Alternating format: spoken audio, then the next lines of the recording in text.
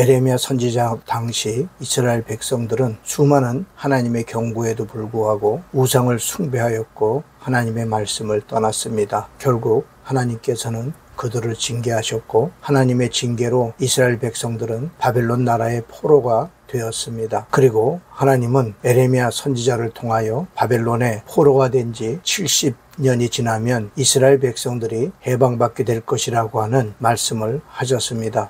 그러나 이러한 예언 역시 70년이 차면 가만히 있어도 저절로 이루어지는 일은 아니었습니다. 이스라엘 백성들이 예레미야 선지자를 통한 하나님의 약속을 믿고 구하여야 얻도록 되어진 일이었던 것입니다. 그러니까 이스라엘 백성들이 포로가 된 지 70년 만에 해방될 것이라는 하나님의 약속의 말씀을 믿고 구할 때 이스라엘 백성들은 자유를 얻게 되어 있었다는 뜻입니다. 만약 하나님께서 이스라엘에게 바벨론의 포로가 된 70년 만에 해방될 것이라는 약속을 믿지 못하여 구하지 않는다면, 믿었다고 하더라도 구하지 않았다면 70년 만에 구원하여 주시겠다는 하나님의 약속이 있었음에도 불구하고 그들은 자유를 얻지 못하였을 것입니다. 에레미야 29장 10절 14절 말씀에 보면 하나님이 바벨론에서 70년이 차면 내가 너희들을 돌아보고 또 너희를 이곳으로 돌아오게 하리라 라고 말씀하시면서 하나님의 생각을 우리들에게 말씀하여 주시는데 평안이요 장래의 소망을 주는 것이라고 말씀하셨습니다. 그러면서 너희는 내게 부르짖으며 와서 내게 기도하면 내가 너희를 들을 것이요 너희가 전심으로 나를 찾고 찾으면 만나리라. 너희를 포로된 중에서 다시 돌아오게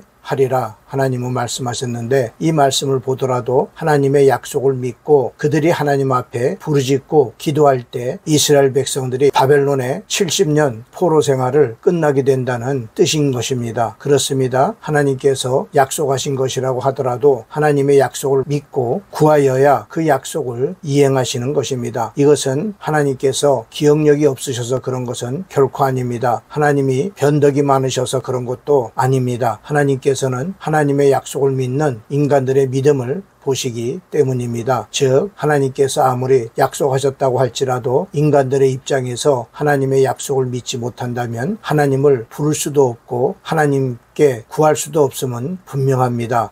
그래서 저희가 믿지 아니하는 일을 어찌 부를 수 있겠는가라고 성경은 말씀하고 있습니다. 사랑하는 성도 여러분들이요, 성경에는 하나님의 복된 약속의 말씀이 많이 있는데 그 말씀을 믿고 붙들고 기도하여서 응답받으시기를 주님의 이름으로 간절히 축복합니다. 아멘.